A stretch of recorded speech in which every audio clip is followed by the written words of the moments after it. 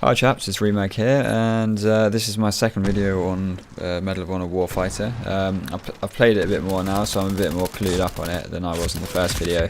The first video is more my initial opinion and thoughts on it before playing it. I think I played it for about 50 minutes or something, so it was quite early days.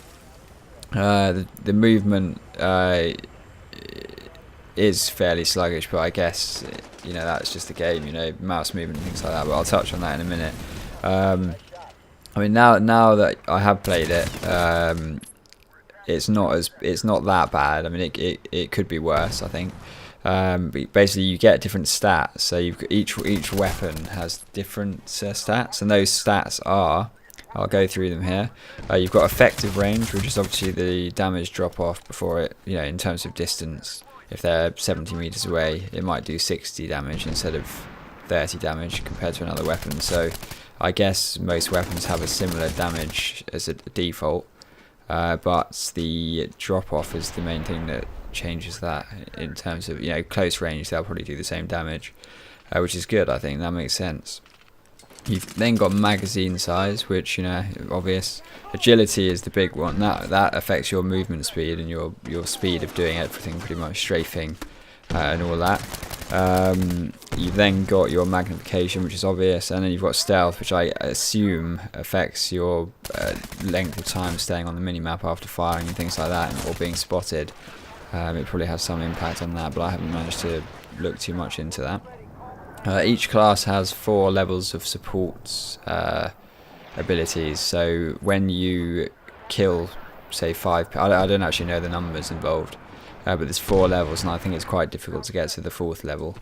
I think you need like 30 kills or something to get to that 4th level, I believe, but I'm not entirely sure how it works.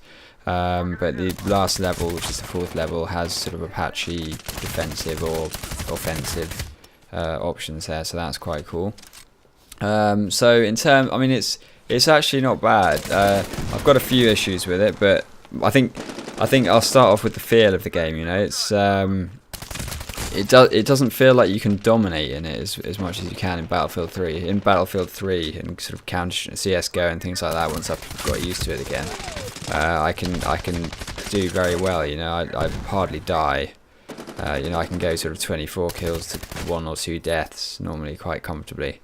And in Medal of Honor Warfighter, you don't feel like you can do that. It's the aim is a bit sluggish and things like that, so it makes it difficult to.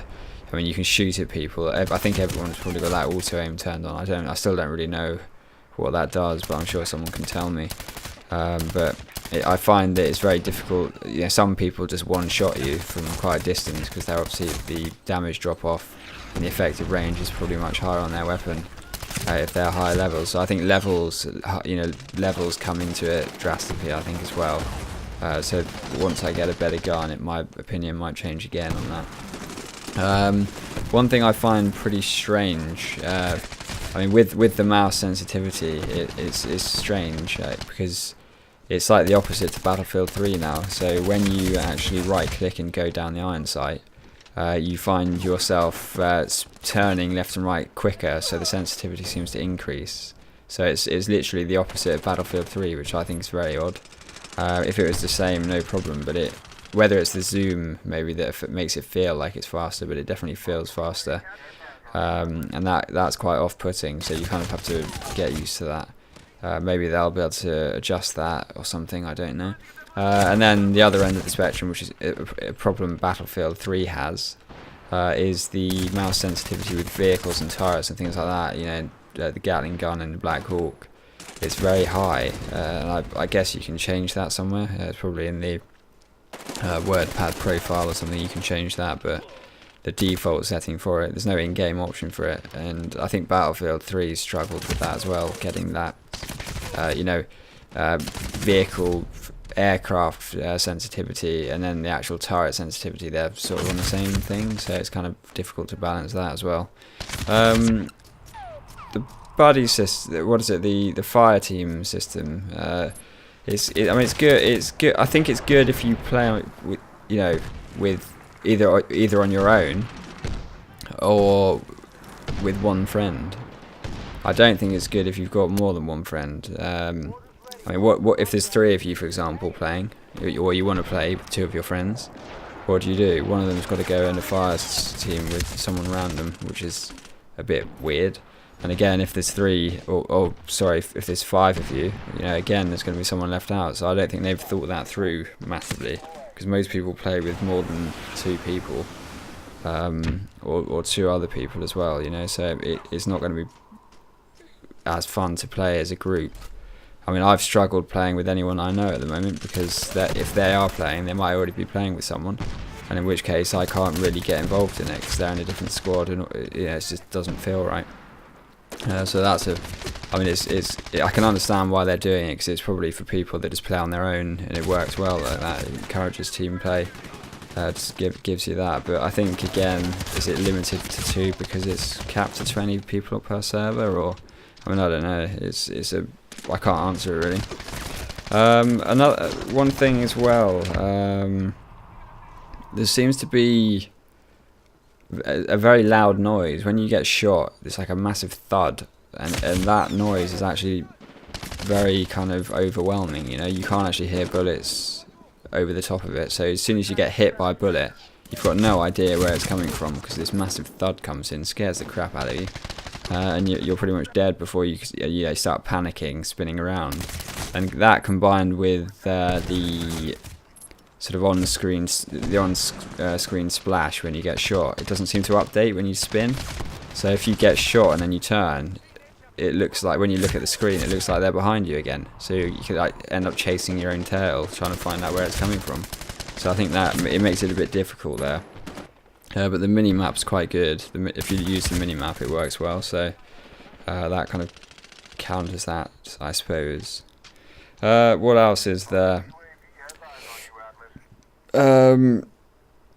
Yeah, I mean, I don't know. It's the fire buddy thing. Again, I mean, it promotes team play when you're on your own, but it doesn't do it if you're playing with multiple friends. Because realistically, if you're playing with friends, you naturally team play.